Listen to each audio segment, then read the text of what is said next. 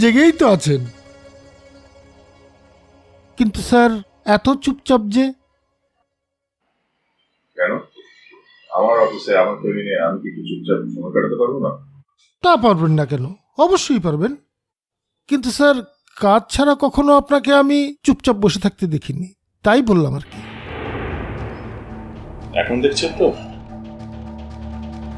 দেখা শেষ হয়েছে, এখন যান। স্যার, আপনার কি কোনো কারণে মনটা খুব খারাপ? মানে আমাকে কি বলতে পারেন? আমি কিন্তু মানুষের মন ভালো করার ব্যাপারে ওস্তাদ। আপনি এখান থেকে চলে গেলে আমার মন এমনিতেই ভালো হয়ে যাবে। আপনি এখন যান। স্যার, কোনো কারণে যদি আপনার মন খারাপ থাকে তাহলে কয়েকদিনের জন্য ঘুরে আসেন। মানে অফিস নিয়ে কোনো টেনশন করবেন, আমি তো আছি। আমি আমার কাজও করব, আপনার কাজও সামলে নেব। মানে বলছিলাম কি স্যার, আপনি যদি মনে করেন আর কোনোদিনই ফিরবেন না, সেটাও হতে পারে।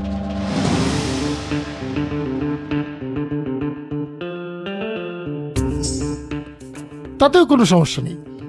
আরে আমি তো আছি, আমি সব সামলে নেব। আর কোনোদিন অফিসে ফিরবো না মানে?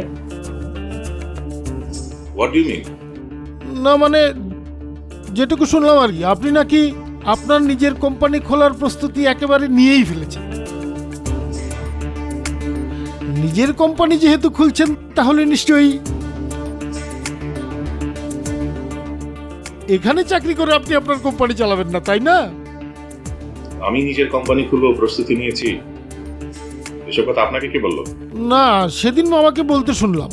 উনি যেন কার কাছ থেকে খবর পেয়েছেন যে আপনি নাকি তলে তলে নিজের কোম্পানি খোলার চেষ্টা করছেন, সেই জন্য মামার কোম্পানি ডোবাচ্ছেন, ওরকম আর কি। আপনার মামা, আমি চেয়ারম্যান স্যার এসব কথা কিভাবে জানলো?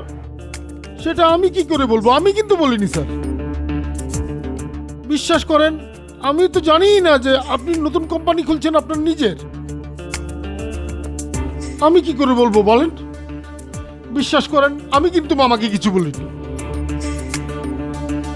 স্যার।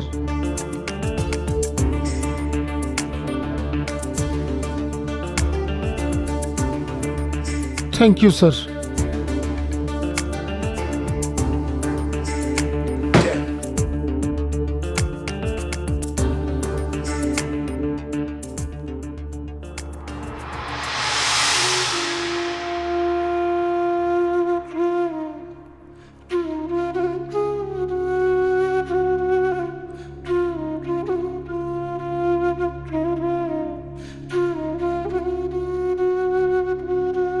পুরনো জামা কাপড় সব ফেলে দিতে বলেছে তোমার মেয়ে।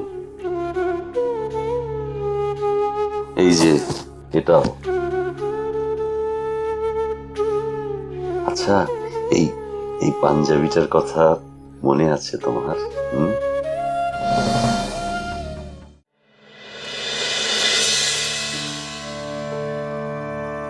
সেই জামা তোমার মেয়ে ফেলে দিতে পারে, নতুন জামার লোক দেখায়।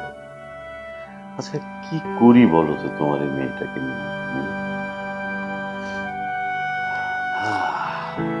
সকালে যাতে ও আরাম করে নাস্তাটা করতে পারে, সেই জন্য নাস্তার দায়িত্বটা আমি নিতে চাই। ও আমাকে সব আবোল তাবোল কি বুঝিয়ে দিল বলো। বলে এখানে এটাই নিয়ম, এখানে সব এরকমই খায়। আরে তুই কি এখানকার নাকি?